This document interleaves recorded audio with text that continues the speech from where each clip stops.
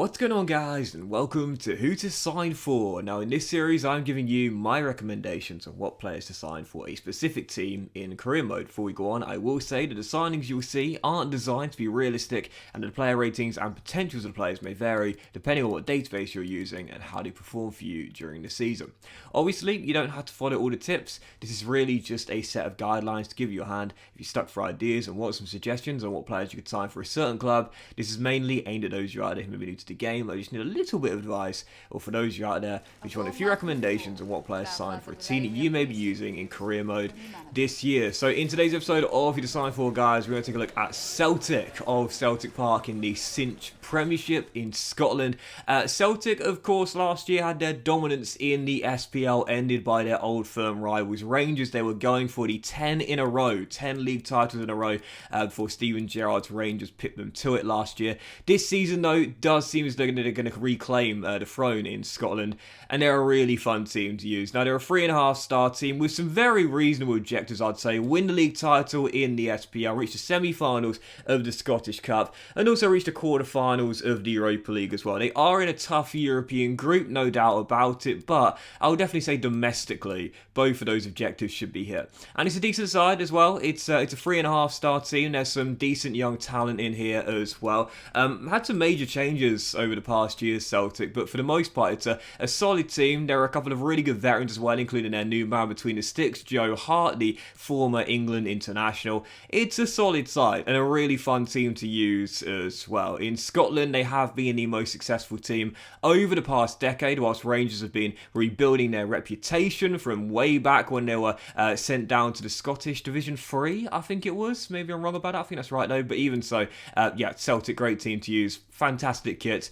Atmospheric ground in Celtic Park. Such a shame it's not in the game, and also a European side as well. Definitely worth giving a go in this year's FIFA Career Mode if you're looking for something a little bit more interesting. So as we run you through the Celtic team, like I mentioned, there's a couple of decent youngsters in here. You'll notice quite a couple of players are loaned in as well, such as Maida, Carter Vickers from Spurs, and also Jota, who really has been a fan favourite of Celtic this year. A couple of players under deals to come at the end of the year. There's only one I'd give a new contract to. That's Karamoko Dembele. You probably know about this guy. He burst onto the scene a few years ago as a youngster playing above his level in the youth teams with Celtic. He's a very short, pacey winger who I'm sure you've heard about. He's got 80 potential. I definitely recommend keeping him and not letting him go on a free. But there are 3 players I'd put on the transfer list. One is this guy, Nero Bitton. He is a 29-year-old Israeli defence midfielder. He's only 72 rated. He's been at Celtic for quite a while now, but I would sell him. You won't get much money for the players on the transfer list, as you'll see.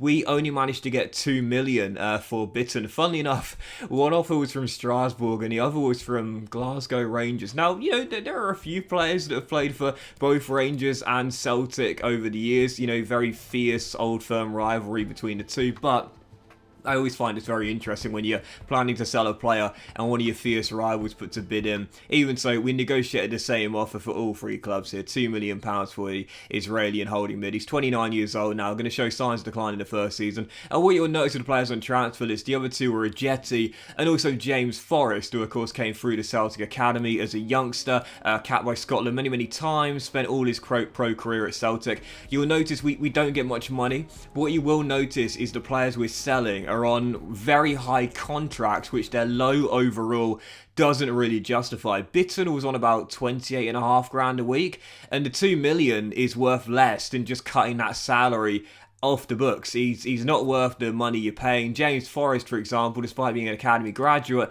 is on 38 grand a week. He's 30 years old and only 73 rated, and yeah, quite frankly, the wages are far too high for a player of his. Reasonably low overall, and also his age as well. So when you are selling these players, just make sure the offers get accepted. For Ajeti, for Forrest, for Bitton, we raise very little money for the 3. In fact, it's just over 7 million for all 3 players, but they're on very high contracts, and the most important thing is not the money you receive, but the salaries off the books. And because of that, you can raise the transfer budget, as we do here, by quite a few extra million just by cutting their salaries off the books. So that's always something I recommend. If you've got players in your team who are what you call deadwood players and their wages are reasonably high, don't worry about the transfer fee you get. take under the valuation if you have to. Just make sure you get their salaries off the books. But for new signings with Celtic, we had around 27 million to work with on the back of those free sales there and cutting the salaries too. The signings I recommended these guys here. First one is the replacement for Bitten.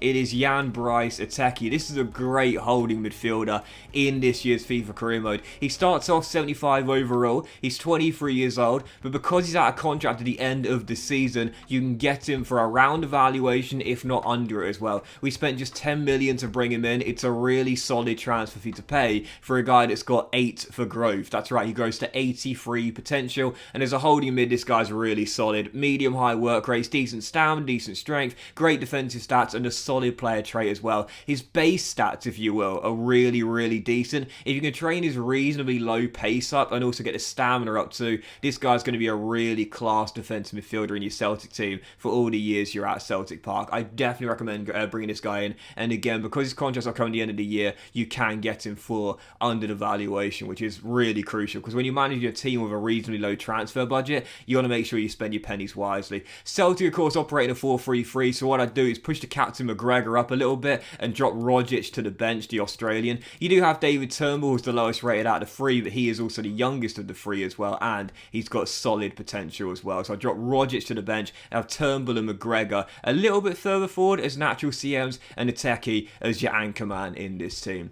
The following signing I'd make is this guy, once again looking at those valuation budget deals here, and this guy is about as big as a bargain as you can get in this year's FIFA Career Mode. I'm sure you know all about him. Fabio Carvalho having an amazing season in the Championship, helping Fulham to promotion back to the Premier League. He's the teenage wonder kid who is just 18 years old, and there's still optimism in the English FA camp that he might potentially decide to switch allegiance and represent England. I don't think it's going to happen though. I'm pretty sure he is going to choose to represent Portugal in the end. But yeah, Fabio Carvalho, one of the best youngsters you can get in this year's Career Mode. Again, his contract's upcoming at the end of the year, so you can get him for the valuation of just £6 million, which is an absolute steal. And in this Celtic team playing a 4-3-3 holding, what I'd do with Carvalho is change his position and play him on the flank, either as an inside forward on the left or on the right hand side. It'll only take him 2 weeks to get that position change because, as I mentioned before, he's good enough to play on both the flank and also through the heart of the midfield as well, or push further up a little bit as an attacking midfielder. He's a class youngster though, and with 86 potential as well. He's got a fantastic, bright future. Definitely bring him in.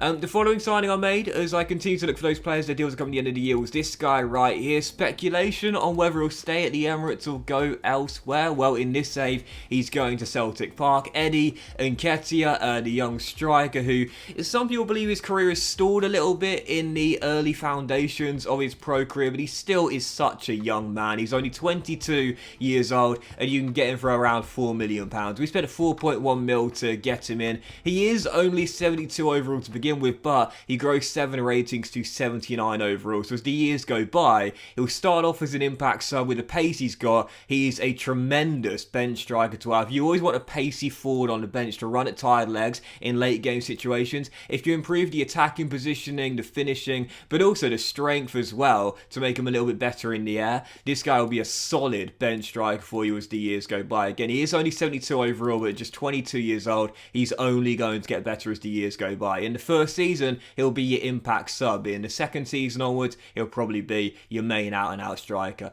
So after the season ticket sales came through, we had just under 13 mil to make a couple more signings to Celtic team, and this is the first player I decided to bring in. It's Etienne Green of St Etienne. You probably know about this guy. I recommend him for any British career mode if you're looking for a young talented goalkeeper. You can get him for around the valuation. We spent 8.3 mil plus a sell-on clause to prize him away from St Etienne. He's a tremendous young English goalkeeper, and learning under Joe Hart, former England international, that's a really nice feel. Again, just over 8 mil to bring him in. He starts off 74 overall, so he's a little bit worse than Hart to begin with, but he's got 82 potential, and again, at just 21 years old, he's going to grow really nicely as well. Solid all-round goalkeeper, not bad with his feet, 6'4", so pretty decent in the air when claiming crosses as well, and again, growing 8 ratings to 82 overall. You can probably get him into the mid-80s with dynamic potential, and despite starting off a couple ratings lower than Joe Hart, as he's 13 years younger, my personal recommendation is throw him straight in the first team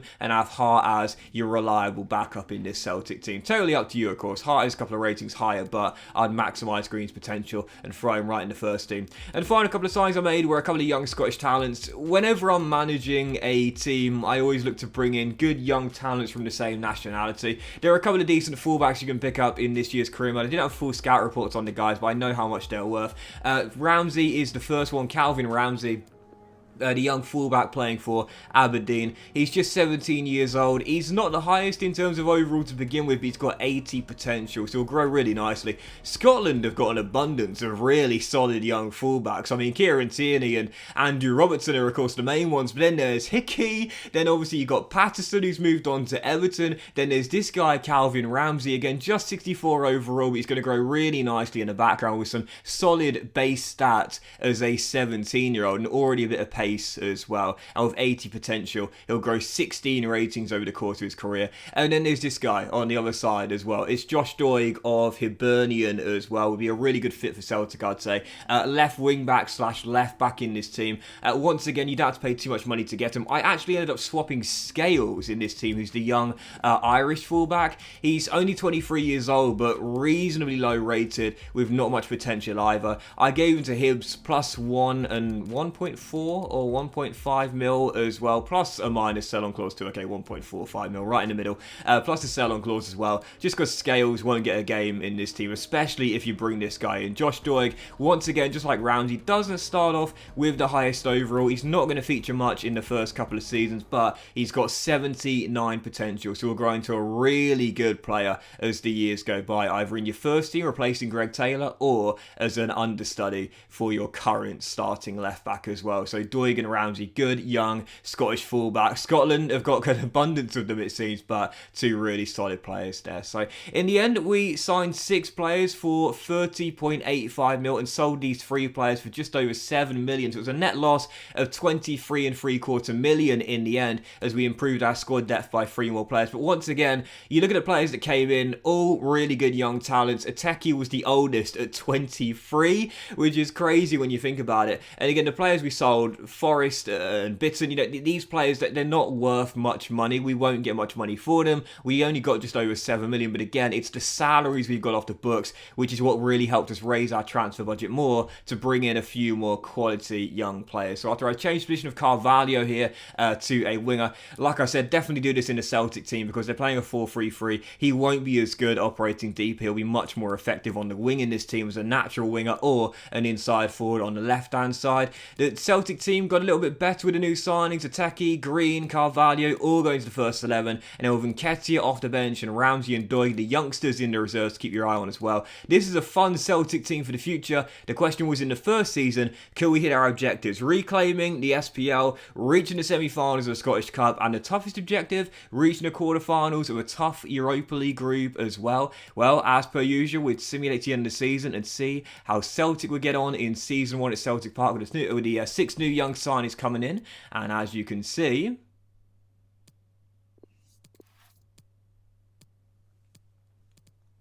well, there was no European final for Celtic, but that was hardly a surprise, and more on the European campaign in a moment. But in the SPL, we did win the championship. Obviously, in Scotland, after you go 3/4 of the way through, the league splits into 2. So you have the top group and the bottom group. So there's 12 teams in the SPL, and the first 6 will play each other 5 times, and then the bottom 6 will play each other 5 times as well. It's a really interesting concept. It's been like that for as long as I can remember now, and obviously it's a very unique one. I can't think of any other leagues that do it, but as you can see, Celtic in the end did win the SPL and reclaimed it, 4 points clear of their old firm rivals Rangers, so we did hit our domestic objective of winning the league title there as well. It does seem likely that they're going to do it now in real life as well. Still a bit to play for, but I do believe Celtic under Angie are going to win the SPL this season and reclaim it from Rangers. As you can see in the Scottish Cup this season,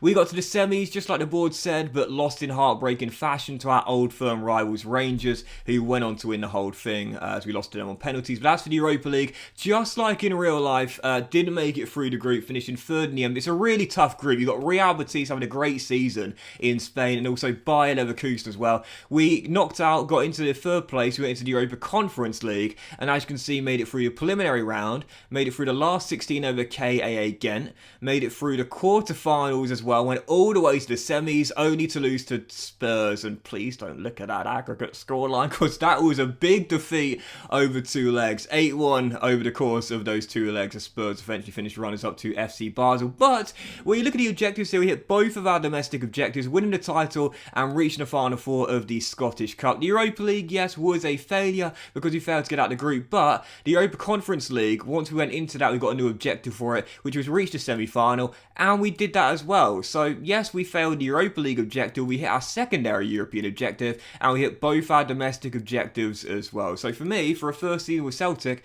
reclaiming the Scottish Premier League, reaching the final 4 of both the Scottish Cup and the Europa Conference League as well, that's a solid first season for me. And of course, what you got to remember with Celtic is that, you know, from the very first season, you're expected to win the league. In Scotland, you're expected to be one of the best teams or the best team in the country. But in Europe, you got a long way to go before you can compete for European trophies and major European honours such as the Champions League as well. This is an RTG. This is a long-term project. With Celtic, you're not going to do one season, win everything and call it a day. This is a long-term project. And the first season is all about 2 things. Win 1 trophy, preferably reclaiming the Scottish Premier League ahead of your old firm rivals Rangers, and also laying down the groundwork for the future as well. Like I said, it's a long-term project. It's all about out with the old, in with the new, and looking to build for the future. That's exactly what we did. Forest, Bitton, Ajeti all going in the very first season, but the 6 new signings coming in. Fabio Carvalho with 86 potential, Ateki with 83, Green with 82, Ramsey with 80, and Nketiah and Doy with 79 each. They're all young players. The oldest is 23. It's all about building for the future. And like I said, Celtic, great team to do a FIFA Career Mode with this year. If you're looking for something different outside the traditional European top 5, a really strong rivalry, as strong as it gets with Glasgow Rangers, and a long-term project as well. Had a lot of fun rebuilding this team in the first window. They're a great team to use this year for a long RTG project. But that will end today's episode. All of you to sign for, guys. Big thank you for watching. Enjoyed it. If you like, much love to you all. Have a fantastic day, and I'll see you for the next episode of Who to Sign For very soon. And I think you know who I'll be using. I'll see you for very soon.